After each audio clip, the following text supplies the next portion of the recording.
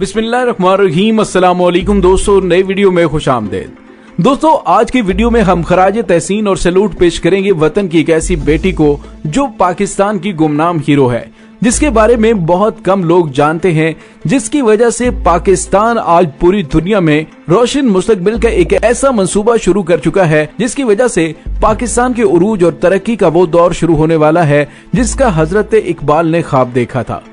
Video की तफसील में जाने से पहले आप देख रहे हैं हकीकत की दुनिया डॉक्टर अली के साथ। हमारा चैनल सब्सक्राइब करके घंटी के निशान को दबाना मत भूलिएगा। इस वीडियो को ज्यादा से ज्यादा फेसबुक, व्हाट्सएप और सोशल मीडिया पर शेयर जरूर करें। शेयर और लाइक करने के साथ साथ कमेंट बॉक्स में पाक फौज जिंदाबाद, पाकिस्तान पाइंदाबाद और पाकिस्तान के गुमनाम हीरोज को सलाम का नारा कमेंट जरूर कीजिएगा। दोस्तों, गवादर की फातेह पाकिस्तान की गुमनाम हीरो और मोहसनाए पाकिस्तान है, जिसको शायद ही 22 करोड़ अवाम में से कोई जानता हो। दोस्तों, गवादर से मुतालिक आज की वीडियो में इंतहाई अहम तरीन और दिलचस्प मालूमात हम आपके साथ शेयर करेंगे।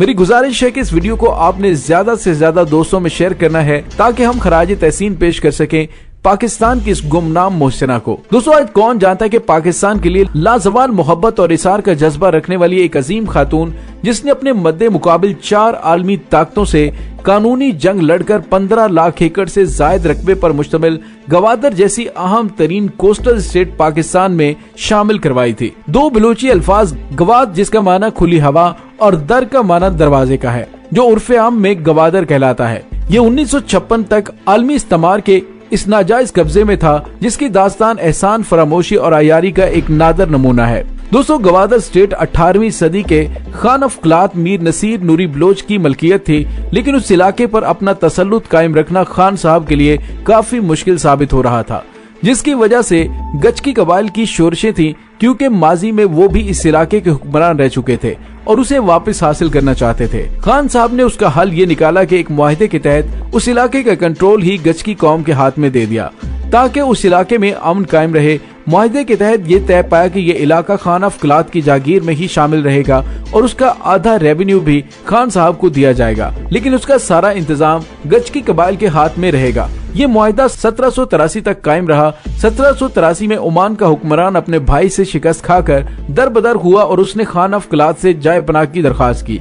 उसकी दरखास्त कबूल करते हुए एक नए मुआहदे के तहत 2400 मुरब्बा मील पर फैला हुआ ये इनक्लेव सुल्तान ऑफ ओमान को सौंप दिया गया। उस नए मुआहदे की रूह से ये तय पाया कि गवादर हस्बे दस्तूर खान ऑफ क्लात की जागीर में ही शामिल रहेगा। उसका कंट्रोल भी हस्बे साबिक गुचकी सरदारों के पास ही रहेगा। अलबत्ता रेवेन्यू का वो आधा हिस्सा जो खान साहब को जाता था, वो अब खैर सगाली के तौर पर सुल्तान ऑफ ओमान को दिया जाएगा, ताकि वो अपनी गुजर बसर आसानी के साथ कर सके। ताहम जब सुल्तान को उस जाय पनाह की जरूरत ना रहे, तो वो उसके तमाम हुकूक भी हस्बे साबिक खान ऑफ क्लात के पास वापस चले जाएंगे। तकरीबन 15 साल बाद ओमान पर दोबारा फतह पाने के बाद सुल्तान अपने पाया तख्त वापस लौट गया, लेकिन गवादर को हस्बे मामूल उसने अपने हाथ में ही रखा। खान साहब शायद उस दौरान फौत हो गए थे या मुरव्वतन कब्जा नहीं मांगा। बहरहाल तकरीबन 10 साल बाद जब सुल्तान की वफात भी हो गई, तो खान साहब के वरसा ने गवादर की हवालगी का मुतालबा किया। हुकूमत ओमान के इनकार पर उन्होंने बजोरे कुव्वत कब्जा कर लिया, जिससे सुल्तान की सिपाह ने आकर छुड़ा लिया। अगले 20 साल में ये कशमकश जब ज्यादा पड़ गई, तो इस कजिए को निपटाने के लिए ब्रिटिश कॉलोनियल एडमिनिस्ट्रेशन ने सालसी के बहाने मुदाखलत की, लेकिन इंसाफ करने की बजाय उस वक्त के सुल्तान ऑफ ओमान से अपने लिए कुछ मरात लेकर कलात खानदान का ये दावा कहकर आर्जी तौर पर मुस्तरद कर दिया कि बाज दीगर गवाहियां भी उनके सामने आ रही हैं, जिनके मुताबिक ये इलाका अरसा दराज से सुल्तान ऑफ ओमान की जागीर है। बहरहाल हतमी फैसला किसी के हक में नहीं किया गया। दोस्तों, इस खिदमत के एवज बरतानवी पॉलिटिकल एजेंट ने सल्तनत ओमान से ये एग्रीमेंट किया कि हतमी फैसले तक गवादर का इंतजाम बरतानिया के पास रहेगा और हस्बे साबिक ओमान को गवादर का आधा रेवेन्यू अदा किया जाएगा, और अपनी अफवाज गवादर में दाखिल कर दी। यूं तकरीबन 125 साल तक बरतानिया उस इलाके पर काबिज रहा। क़याम पाकिस्तान के बाद उस वक्त के खान ऑफ क्लात ने जब अपनी जागीर पाकिस्तान में जम कर दी, तो पाकिस्तान ने स्टेक होल्डर से गवादर का मामला उठाया, मगर कोई सुनवाई न हुई। फिर जब एक अमरीकी सर्वे कंपनी ने बताया कि गवादर की बंदरगाह बड़े जहाजों के लंगर अंदाज होने के लिए बहुत आइडियल है, इसके अलावा इस बंदरगाह से सालाना लाखों टन एक्सपोर्टेबल समुद्री खुराक भी हासिल की जा सकती है, जिसमें 35 इकसाम की मछलियां भी पाई जाती हैं। इस बात की भनक जैसे ही ईरान को पड़ी, तो उन्होंने इसे चाबहार के साथ मिलाने का फैसला कर लिया। ईरान में उन दिनों शाह ईरान का तूती बोलता था और उसे CIA की पुष्पनाही हासिल थी। जो सदर नैक्सन के जरिए बरतानिया पर मुसलसल दबाव डालने लगे कि गवादर को शाह ईरान के हवाले कर दिया जाए। 1956 में मलिक फिरोज खान नून ने जब वजारत खारजा संभाली तो हर कीमत पर गवादर को वागुजार करवाने का अहद किया और बारीक बीनी से तमाम तारीखी हकायक और कागजात का जायजा लेकर ये मिशन मोहतरमा को सौंप दिया। इन नाजुक हालात में ये पैकर इखलास खातून एक चैंपियन की तरह सामने आई और बरतानिया में पाकिस्तान की लॉबिंग शुरू की। उन्होंने भरपूर होमवर्क करके ये केस बरतानिया के सामने रखा ताकि हाउस ऑफ लॉर्ड से मंजूरी लेकर गवादर का कब्जा वापस लिया जाए। क्योंकि कलात खानदान की जागीर अब पाकिस्तान की मलकियत थी, लिहाजा उनकी जागीर के इस हिस्से की विरासत पर भी अब पाकिस्तान का हक तस्लीम होना चाहिए था। नीज ये कि पाकिस्तान वो तमाम जागीरें मंसूख कर चुका है जो रेवेन्यू शेयरिंग या मुआवजे की बुनियाद पर हुकूमत बरतानिया ने बांटी थी। नीज ये कि अगर हम अपने कानून से गवादर की जागीर मंसूख करके फौज कुशी से वागुजार करवा लें तो कॉमनवेल्थ का मेंबर होने की वजह से बरतानिया हमारे ऊपर हमला भी नहीं कर सकता। मोहतरमा ने 2 साल पर मुहीत की जंग तलवार की बजाय महज कलम, दलाइल और गुफ्तो शुनीद से जीती, जिसमें बरतानिया के वजीर आजम मैकमिलन जो मलिक साहब के दोस्त थे उन्होंने कलीदी रोल अदा किया। ओमान के सुल्तान सईद बिन तैमूर ने हामी तो भर ली मगर सौदेबाजी का अंदिया दिया। मलिक साहब जब वजीर आजम बने तो उन्होंने गवादर के मामले पर अभी नहीं या कभी नहीं का नारा लगाया। 6 माह के असाब शिकन मुज़ाकरात के बाद ओमान ने $3 मिलियन के एवज गवादर का कब्जा पाकिस्तान के हवाले करने पर रजामंदी जाहिर कर दी। उस रकम का बड़ा हिस्सा प्रिंस करीम आगा खान ने बतौर डोनेशन दिया और बाकी रकम हुकूमत पाकिस्तान ने अदा की। बात जगह यह है कि सारी रकम ही हिज हाइनेस प्रिंस करीम आगा खान ने ही अदा की थी। इस सिलसिले में मलिक साहब अपनी खुदनोश सवाने हयात चश्मेदीद में लिखते हैं कि जहां मुल्क की हिफाजत और वकार का मसला दरपेश हो वहां कीमत नहीं देखी जाती। वैसे भी ये रकम गवादर की आमदनी से महज चंद साल में रिकवर हो जाएगी। उन्होंने लिखा कि आज जब बरतानिया में पाकिस्तान के हाई कमिश्नर इकरामुल्लाह ने गवादर मुंतकिली की दस्तखत शुदा दस्तावेजात मेरे हवाले की तो उस वक्त मुझे जो खुशी महसूस हुई आप उसका अंदाजा नहीं कर सकते। इसलिए कि गवादर जब तक एक गैर मुल्क के हाथ में था तब मुझे महसूस होता था कि गोया हम एक ऐसे मकान में रहते हैं जिसका अकबी कमरा किसी अजनबी के तसर्रुफ में है और ये अजनबी किसी भी वक्त उसे एक पाकिस्तान दुश्मन के हाथों फरोख्त कर सकता है और वो दुश्मन भी इस सौदे के एवज बड़ी से बड़ी रकम अदा कर सकता है। जो 2 साल की भरपूर जंग के बाद 8 सितंबर 1958 को गवादर का 2400 मुरब्बा मील या फिर 15 लाख एकड़ से जायद रकबा पाकिस्तान की मलकियत में शामिल हो गया। सन 2002 में जनाब परवेज मुशर्रफ ने गवादर पोर्ट तामीर करने का मंसूबा बनाया जो मुख्तलिफ मराहिल से गुजरता हुआ अब सी पैक की शक्ल इख्तियार कर चुका है और बिलाशुबा पाकिस्तान के लिए एक रोशन मुस्तकबिल की नवीद है। आज हर कोई गवादर पोर्ट और सी पैक का क्रेडिट तो लेना चाहता है मगर उस अजीम मोहसिन पाकिस्तान का कोई नाम नहीं जानता जिसने दुनिया के 4 ताकतवर स्टेक होल्डर बरतानवी पार्लियामेंट, CIA, ईरान और ओमान से चुमुखी लड़ाई लड़के खोया हुआ गवादर वापस पाकिस्तान की झोली में डाल दिया।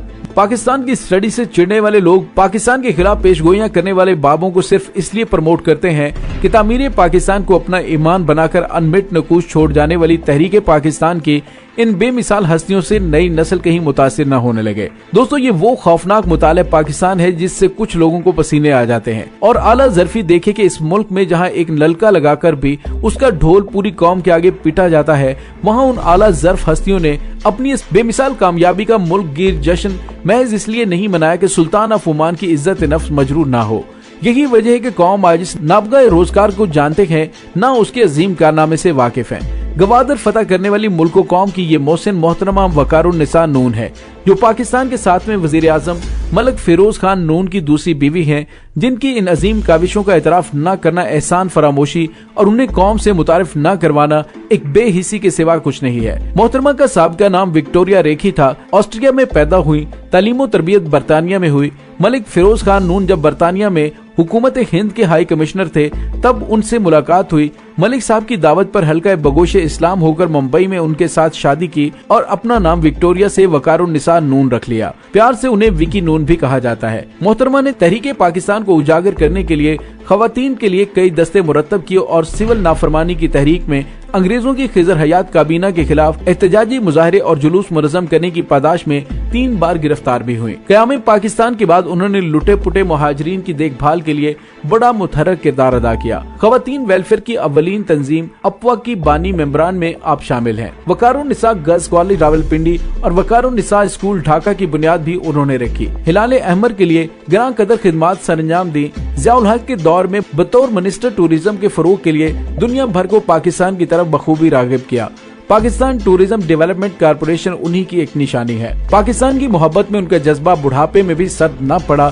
बरतानिया में मुकीम उनकी बेऔलाद बहन की जायदाद जब उन्हें मुंतकिल हुई तो उस फंड से उन्होंने विकी नून एजुकेशन फाउंडेशन कायम किया, जो आज भी समाजी खिदमत का चिराग जलाए हुए है। मोहतरमा की वसीयत के मुताबिक उस फंड का एक हिस्सा उन नादार मगर ज़हीन तलबा को ऑक्सफोर्ड जैसे इदारों से तालीम दिलवाने पर खर्च होता है, जो वापस आकर इस मुमलिकत की खिदमत करने पर राजी हों। मोहतरमा वकारुन निसा नून तवील अलालत के बाद 16 जनवरी 2000 में अपने खालिक हकीकी से जा मिली। एक उम्रा करने के बाद उन्होंने वसीयत की कि मुझे गैर समझ के छोड़ न देना, बल्कि मेरी तदफीन भी कलेमा गो मुसलमान की तरह अंजाम देना। मोहतरमा की अपनी कोई औलाद नहीं थी। उनके हकीकी औलाद वो पाकिस्तानी हैं जो हुब्बुल वतनी में उनके नक्शे कदम पर चलने वाले हैं। मोहतरमा को गवादर फतह करने पर 1959 में सरकार का सबसे बड़ा सिविल एजाज निशान इम्तियाज अता किया गया, मगर उनका असली इनाम और इज्जत वो एहतराम है जो हम बतौर कौम उन्हें दे सकते हैं। दोस्तों, मोहतरमा वकारुन निसा नून के सिवा कोई प्राइम मिनिस्टर, कोई सदर, कोई जर्नैल, कोई वजीर, मुशीर, सफीर ऐसा नहीं जो गवादर फतह करने का यह अजीम क्रेडिट ले सके।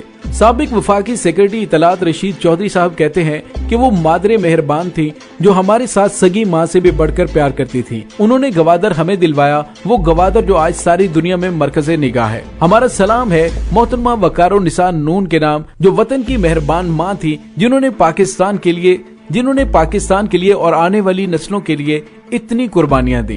दोस्तों, इसके साथ ही डॉक्टर अली को इजाजत दीजिए। इंशाल्लाह बहुत जल्द मिलते हैं एक नई वीडियो में। तब तक के लिए अपना बहुत सारा ख्याल रखिएगा। पाक फौज जिंदाबाद, पाकिस्तान परिंदाबाद, पाकिस्तान के गुमनाम हीरोज को सलाम। अल्लाह वारिस।